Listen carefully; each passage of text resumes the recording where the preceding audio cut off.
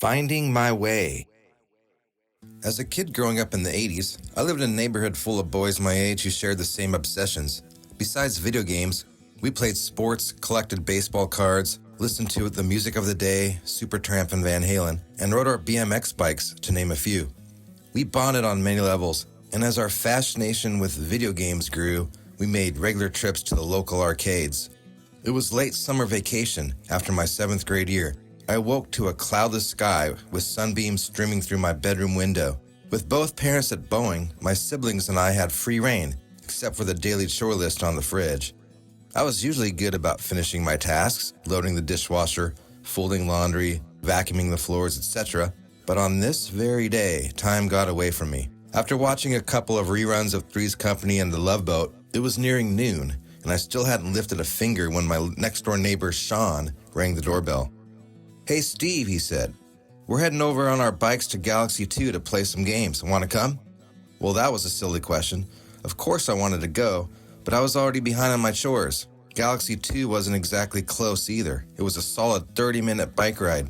My mom would be home in a few hours, but after some quick mental math, I figured I had some time for a couple of hours of gaming before I'd need to race back home and make it at least look like I'd been working. So with little hesitation, I hopped on my blue Stormer bike, complete with yellow mag wheels and a tough neck, rolled up my right pant leg, and joined my friends on an arcade adventure.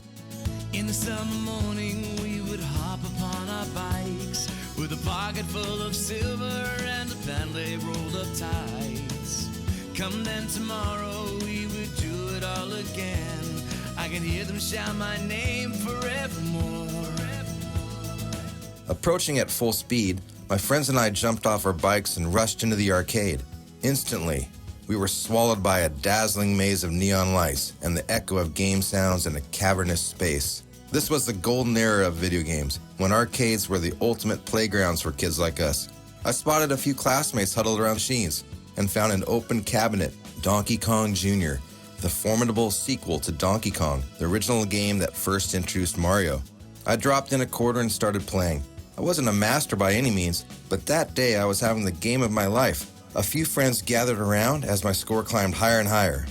Then out of nowhere, the arcade doors burst open.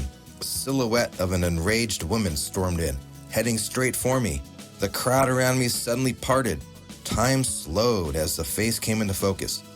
It was my mom!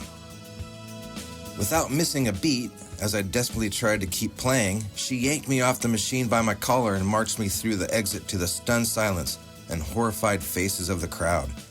Talk about humiliation. Through the glass doors, I could still see my friends staring as I loaded my bike into the hatchback of our maroon Toyota Celica.